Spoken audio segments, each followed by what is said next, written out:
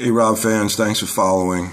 I'm going to be posting a series of reasons why the residents of the town of Oyster Bay should not trust John Venditto or the town board to do any type of investigation into the financial malfeasance in the town of Oyster Bay.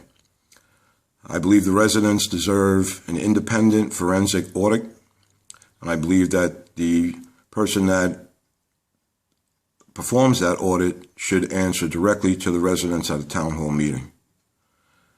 I'm going to move on with reason number one, why we should not trust John Venditto to give us any explanation as to how the town got into the financial straits it is today.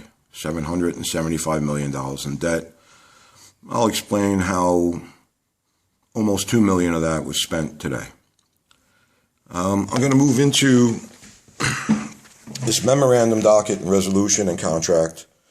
This is for the lease agreement that the town entered into for the property at 8063 Jericho Turnpike. It's commonly known by town employees as the Cave. What you will discover is that on December 14th of 2009, Frederick Ippolito wrote this memorandum docket. Okay, we can read that according to the commissioner at the time, Ippolito, due to the overwhelming amount of town records that the town of Oyster Bay is required to retain pursuant to the New York State Records retention requirements, it has become necessary to lease a storage facility to store these files.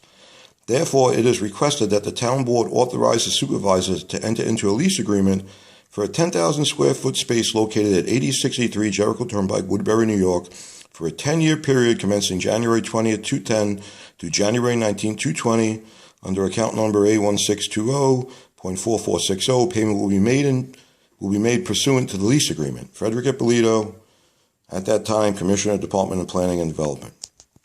Now, what this document also tells us, what's interesting, is that this was a walk-on resolution on December 15th. And when we go to the resolution, we can see that it's dated December 15th. So what this tells us is that Frederick Ippolito wrote that memorandum docket requesting this on December 14th. The very next day, the town board approved it. Now, there was never any RFP. There was no bid. Nobody even knew what was going on. Now, this gets better. When I use my handy Town of Oyster Bay resolution data system, and I go down into 209, and I scroll down to 1123, which is that resolution number, we find out that the last resolution listed for 2009 is 1122.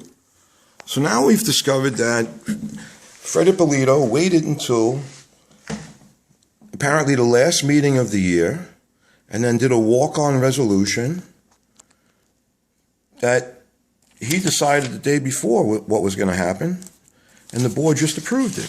Now, it gets even better. This is the contract with Turnwood Associates for that property. These are the terms, the lease. Okay? These are the rents per year for 10 years. This is the figure, $1,835,309.76 that the town will pay over the 10-year period of the lease for 10,000 square foot of storage space. Now, what's remarkable is this document was signed by John Venditto on the 15th of December, the same day that the town had the meeting. That means that Freddie had the lease all made up. Everything was all set up. Freddie decided that his pals were going to get this lease. John said, okay. The board never says anything because they just vote the way they're told. And between Ippolito and Venditto, it cost the town almost $2 million to rent storage space. Okay, for $200,000, they could have built a nice storage facility in the back of the Lidauer estate or many other places on town property. This isn't intended to store documents. This is intended to enrich the friends of John Venditto and Freddie Ippolito. And the town board they just disgust me because they don't know what's going past them. They just eye everything. So I'm going to put this out as an album also so you can read the documents at your leisure. And that's reason number one, folks, why we shouldn't be trusting John Venditto as far as we can throw him.